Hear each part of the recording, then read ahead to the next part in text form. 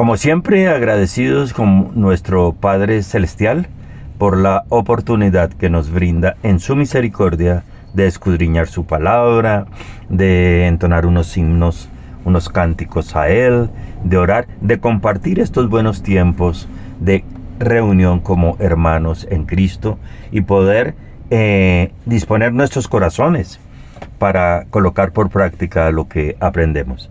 Señor Dios, Padre Celestial, te damos la honra y la gloria en este momento. Sé tú guiándonos a través de tu Santo Espíritu a entender, a comprender y a poner por obra todo lo que nos enseñes. Señor, gracias por la provisión, por la protección y por el pastoreo que has dado sobre nuestras vidas. Oramos en el nombre de Cristo Jesús. Amén. Apreciados hermanos, hemos terminado un apasionante estudio acerca del libro de Abdías. Y en esta oportunidad deseo invitarles a que con gozo y con suma alegría emprendamos un nuevo viaje. Y este viaje lo vamos a emprender a través del libro de Jonás. Un libro muy conocido, historia repetitiva desde nuestra infancia, pero que en el interior tiene verdades fundamentales. Y hoy vamos a iniciar apoyándonos en el capítulo 1, versículos del 1 al 3. Llamaremos este estudio en esta ocasión Huyendo del llamado de Dios. Huyendo del llamado de Dios. Inicialmente ya la confrontación empieza a llegarnos al corazón. ¿Cuántos de nosotros estamos huyendo a ese llamado? Pero vamos a enfocarnos inicialmente en un breve contexto histórico. El libro de Jonás se sitúa aproximadamente en el siglo 8 a.C., durante el reinado de Jeroboam II en Israel. Historia que podemos conocer allí si vamos al libro de Segunda de Reyes, capítulo 14, versículo 25. En este momento Israel vivía una época de profunda prosperidad económica. Sin embargo, estaba enfrentado a una tremenda decadencia moral y espiritual. El imperio dominante para esa época era el imperio de Asiria, cuya capital era Nínive, esa importante ciudad. Asiria era conocida en el ámbito de sus territorios por su crueldad extrema, torturas, conquistas violentas y opresión del pueblo, pasando por encima de quien fuera para imponer su poderío. De tal forma que para un israelita, Nínive representaba el máximo enemigo. Y eso era lo que llevaba Jonás en el corazón. El concepto de los ninivitas y de los asirios como máximos enemigos. Hablemos un poco brevemente del contexto geográfico. Entonces, Nínive se encontraba ubicada en el noreste de Israel, donde hoy actualmente conocemos que está ubicado Turquía. Tarsis probablemente estaba en el extremo occidental del mundo, posiblemente en España. Encontramos aquí, iniciamos encontrando algunos contrastes. Dios envía a Jonás al este, porque Nínive quedaba en el oeste, y Jonás huye al oeste, a Tarsis, a un sitio diametralmente opuesto al que el Señor le había ordenado. Y esto no va a constituir solo una huida física, sino una huida espiritual, totalmente opuesta a la voluntad de Dios. Mientras el Padre nos llama y nos dice, ven a mí, haciendo una similitud en el este, nosotros decimos prefiero irme al oeste, prefiero huir, prefiero apartarme, no importa la distancia que haya entre las dos naciones. Continuamos entonces mirando el significado de los nombres que hallamos allí. Jonás, Es conocido que el nombre de Jonás significa paloma, y la paloma simboliza paz, suavidad. Pero aquí encontramos una gran contradicción. Un mensajero de paz, Jonás, que no quiere llevar el mensaje del Señor. Un mensajero de paz que no quiere llevar el mensaje de paz. Un mensajero que se opone a la voluntad del Padre.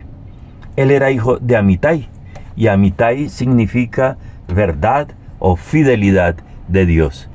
Encontramos aquí otro contraste. Jonás, paloma, huye. Hijo de Amitai, verdad, pero se aparta de la verdad y desobedece. Mire, mi querido hermano, querido amigo, podemos conocer la verdad y aún así ser desobedientes. ¿Qué tal le parece esa afirmación? Podemos conocer la verdad, podemos tener toda la letra posible y aún así ser desobedientes a la palabra del Señor. Entremos en acción. Vamos a ver entonces qué nos dice el versículo 1. Vino palabra de Jehová a Jonás, hijo de Amitai. Este inicio indica que existía una relación directa entre Dios y Jonás. Mostrando que fue Dios quien tomó la iniciativa de llamar a Jonás y no Jonás quien tomó la iniciativa de buscar a Dios. Lo que pasa comúnmente. Dios nos busca, Dios nos halla, pero nosotros siempre queremos huir. Dios continúa hablando, buscando y llamando, aunque el hombre huya y no lo busque. ¿Por qué? Por su fidelidad y por su misericordia, y porque Él desea que ninguno se pierda, sino que todos procedamos, como lo hicimos nosotros algún día, al arrepentimiento y podamos disfrutar de esa vida abundante que el Señor tiene para cada uno. Entonces concluimos aquí que el que busca es el Señor y el que huye es Jonás. Versículo 2. Levántate, orden perentoria del Señor, y ve a Nínive, aquella gran ciudad, ya vimos que era la capital de Asiria, y pregona contra ella, porque su maldad ha subido delante de mí.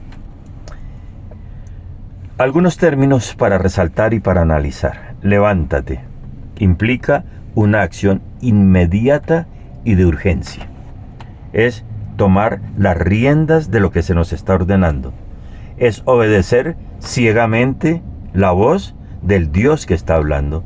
Y Él le dijo, levántate. Y no era cuando Él deseara, no era cuando Él se lo propusiera, sino en el mismo instante que el Señor le estaba hablando. Levántate. Ve. ¿Qué es ve? ¿Qué significa? Es una orden de movimiento. Levántate inmediatamente y ve, orden de movimiento con un propósito divino, porque es el Señor el que está hablando. Entonces es claro lo que Dios quiere decirle a Jonás. Levántate, ve, pregona, pero hazlo inmediatamente, no pongas disculpas. Pregonar es proclamar con autoridad, la autoridad que viene del Señor y no del hombre. Entonces, ¿qué tenía que hacer Jonás? Levantarse, ir y pregonar, hablar con autoridad, no simplemente sugerir.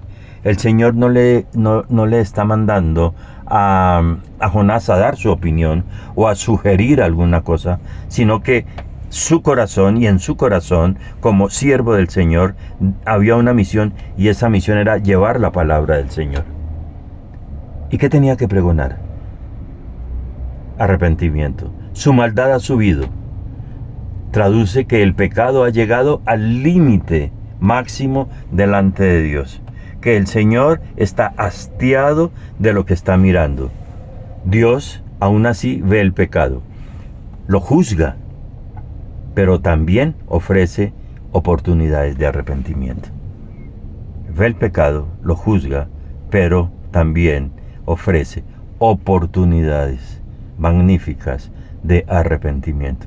Eso era lo que tenía que hacer Jonás, una misión si podemos decirla sencilla, guiada por la autoridad del Señor, respaldada por todo lo que Dios es. Simplemente era levantarse y pregonar arrepentimiento. Versículo 3. Y Jonás se levantó, o sea que él hizo caso. Había una comunión directa y dijo, sí, Señor, yo voy, pero no me voy a ir para donde tú dices, yo me voy para donde yo desee. Y Jonás se levantó para huir. Notemos esa palabra, huir, y es apartarse violentamente de una posición, de una persona o de una situación, para huir violentamente de Jehová a Tarsis.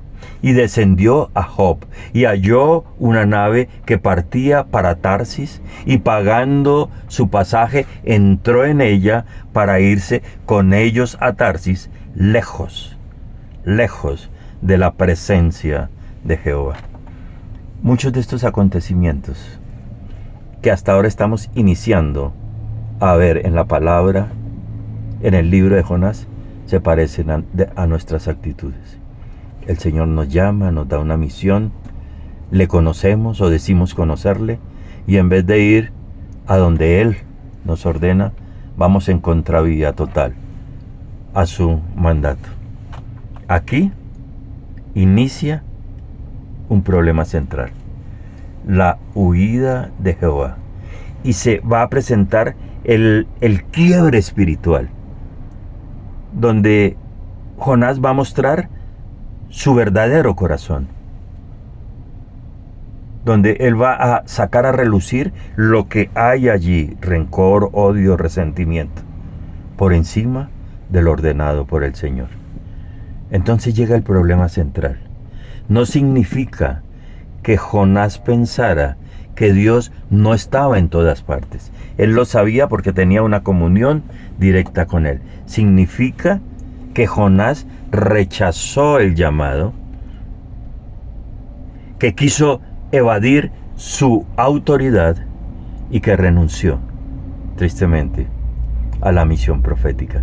Eso era lo que él pensaba, eso era lo que él llevaba en su corazón. Pero se le olvidaba algo, que el Señor lo que promete lo cumple. Y el Señor la obra que inicia la termina. Y no existe sitio geográfico, persona o situación en la cual el Señor no aplique su total voluntad. Y si Él le había llamado, y si Él le había encargado una misión, esa misión el Señor la haría cumplir por encima de esa ruptura, de ese quebrantamiento espiritual que se había presentado en el corazón de Jonás. A pesar de ese quiebre, el Señor dijo, yo seguiré operando. Y entonces no significaba que Jonás no supiera que Dios estaba en todas partes, sino que había desobedecido su palabra, evadido su autoridad y había renunciado a su misión. Se presenta entonces allí con esa ruptura un descenso progresivo, un descenso espiritual y también un descenso físico. Notemos allí en el versículo 3 que Jonás descendió a Job, halló una nave, continuó descendiendo, pagó su tiquete, entró en ella y continuó su camino de desobediencia. Cada paso que demos en la desobediencia nos lleva al caos. La desobediencia no es estática, siempre nos lleva más y más lejos de Dios. No olvidemos, la desobediencia nos lleva cada vez más lejos de la presencia de ese Dios bueno, de ese Dios grande y de ese Dios misericordioso. Pero, ¿por qué huyó Jonás? Hasta aquí no nos ha mencionado, solo nos presentó el deseo. Pero más adelante en el capítulo 4, versículo 2, la palabra misma lo va a revelar. Jonás sabía que Dios era misericordioso. Y Jonás no quería, no anhelaba, no deseaba que Nínive fuese perdonada. ¿Se parece a algo que tengamos en el corazón? Que a pesar de conocer la voluntad de Dios, a pesar de recibir la invitación a perdonar a quienes nos hayan ofendido, a quienes nos hayan maltratado. No deseamos que el perdón y la gracia de Dios lleguen a esas personas, sino que nos deleitamos en esperar su destrucción. De tal forma que esto revela orgullo nacionalista por parte de Jonás. Sabemos que Asiria había sido un pueblo inclemente con el pueblo de Israel. Y él tenía un orgullo nacionalista. Queremos verlos destruidos porque nos han hecho daño, pero la voluntad de Dios era totalmente diferente. Mostró Jonás aquí falta de compasión y resistencia a la gloria del Señor hacia otros, a la misericordia del Señor hacia otros. Jonás quería ver a Nínive destruido, por dolor, por resentimiento, por amargura, por frustración, pero no cabía en su cabeza que un Dios bueno pudiese perdonar la maldad de Nínive, aunque él sabía que Dios era misericordioso. Tenemos algunos temas teológicos para resaltar a esta altura de este pequeño estudio. La soberanía de Dios. Y debemos analizarlo con total calma y mirando la profundidad de lo que el Señor vez tras vez nos viene mostrando en su palabra. Su soberanía, su inmensa sabiduría, su inmensa soberanía, de tal manera que Dios gobierna sobre naciones, sobre profetas y sobre situaciones. Nosotros no somos quienes para eximir a otros de la gloria de Dios, de la gracia de Dios, del amor de Dios, de desear la destrucción de otros, porque nos place o porque hay algo oscuro en nuestros corazones, como había algo oscuro en el corazón de Jonás, lo cual el Señor nos va a ir desmadejando poco a poco. Segundo tema en cuanto a los puntos teológicos, la desobediencia humana. Incluso los hombres de Dios pueden resistir su voluntad, porque hay algo inherente allí, esa desobediencia que nos lleva a aferrarnos, a encerrarnos en nuestros sentimientos, en nuestros anhelos, en lo que queremos ver, y nos alejan de ese buen Señor. Volvamos al Señor, volvamos a la palabra, seamos obedientes. Y tercero, aquí encontramos un llamado misionero. Dios envía a su pueblo a lugares difíciles. ¿Cómo nos gustaría ir a las misiones donde todo fuese cómodo, donde la gente no fuese rebelde, donde todos acataran lo que nosotros pensamos, lo que nosotros hacemos, que la obra del Señor marchara única y exclusivamente como a nosotros nos place? Seríamos felices, descansaríamos.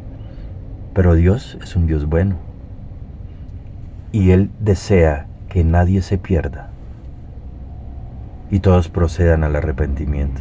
Y así como usted y yo un día llegamos a los caminos del Señor, después de Él habernos buscado e insistido, hay muchos que se están perdiendo. De tal forma que fuera sentimientos de egoísmo, de orgullo y de falta de perdón, y vamos a la obra. Usted y yo somos misioneros, porque misioneros no es únicamente el que va a una comunidad indígena o que va a otra ciudad. Misionero es aquel que pregona la palabra del Señor a su alrededor. Una aplicación práctica. Así como Dios llamó a Jonás, también llama a cada uno de nosotros, los creyentes. Todos tenemos una misión: predicar a Cristo el Salvador, en diferentes partes y de diferentes formas, pero equipados por la soberanía absoluta de Dios. Entonces, hagámonos una pregunta. ¿Qué llamado del Señor estamos evitando? ¿A dónde estamos negándonos a ir que el Señor nos haya mostrado? ¿Qué personas el Señor está colocando en nuestro camino? Pero por lo que haya aquí, nos negamos a llevar su palabra. No se puede huir de Dios, hermanos. Con absoluta seguridad. Podemos cambiar de lugar, pero como creyentes nunca de presencia divina y nunca de entender que tenemos una misión, no importando el pueblo, el color, la distancia. Debemos ir, no huyamos, no nos neguemos a la obra del Señor. Miramos aquí en la reacción y en lo que nos muestra Jonás, que el corazón importa más que la acción. Jonás conocía a Dios, pero no reflejaba para nada su amor y su misericordia. ¿Qué pasa con nosotros que conocemos tanto de Dios? Que nos hemos edificado, que conocemos historias, pero nuestras actitudes muchas veces no demuestran amor, misericordia, compasión, sobriedad. Por el contrario, ¿cuántos estarán diciendo, si así es un creyente, yo prefiero quedarme como estoy? Dios ama a quienes nosotros podríamos rechazar. No olvidemos eso. El mensaje de Jonás confronta prejuicios. ¿Cuáles son los prejuicios con los cuales estamos manejando nuestras vidas? Dios ama a todos por igual y quiere que nadie se pierda. Lo he repetido hoy varias veces. ¿Qué prejuicios hay? ¿En qué nos estamos basando? ¿Cómo estamos llevando nuestra vida? ¿Estamos obedeciendo al Señor cuando nos dijo, ve y predica? ¿O estamos predicando su palabra? ¿O estamos hablando de lo que nos place? Como conclusión, podríamos decir que Jonás, capítulo 1, del versículo 1 al 3, no es solo la historia de un profeta que huye, sino el reflejo exacto del corazón humano. Porque nos centramos en Jonás, nos centramos de pronto en juzgar a Jonás, nos centramos en hablar de Jonás, nos centramos en contar la historia de Jonás, pero se nos olvida que a través de esta narrativa el Señor desnuda lo que hay en el corazón. ¿Y qué encontramos? Desobediencia, falta de misericordia y falta de amor. De tal forma que no olvidemos que Dios llama, el hombre resiste, pero Dios sigue llamando y continuará llamando por encima de quien sea. Y Él completará la obra que un día empezó en usted, en mí y en toda la humanidad. Dejo una pregunta clave para usted y para mí. ¿Estamos corriendo afanosamente hacia el propósito que Dios nos ha dejado? ¿O esa carrera está siendo más activa en huir de Él, en huir de su presencia, en no acatar sus mandamientos y en no cumplir con los propósitos que Él ha dejado para cada uno de nosotros? La respuesta está en usted, está en mí. Continuaremos el análisis de este libro que nos mostrará grandes verdades y que con seguridad transformará nuestras vidas y la forma de ver el ministerio. Señor Dios, te damos gracias por este momento, gracias por tu palabra, gracias por lo que nos das día a día, gracias por la vida de Jonás, por lo que nos enseñas a través de él. Te pedimos perdón, Señor, porque somos conscientes de nuestra desobediencia a el mandato que has hecho, a la misión que nos has entregado. Perdónanos, Señor, continúa enseñándonos tu palabra y mostrándonos todas esas verdades que tienes para nosotros. Oramos en el nombre de Cristo Jesús. Amén. Apreciados hermanos, buen inicio del viaje, ¿cierto? Pero lo vamos a continuar. El Señor les guarde y les bendiga. Un gran abrazo y como siempre, tomados en la misión de la poderosa mano del Señor.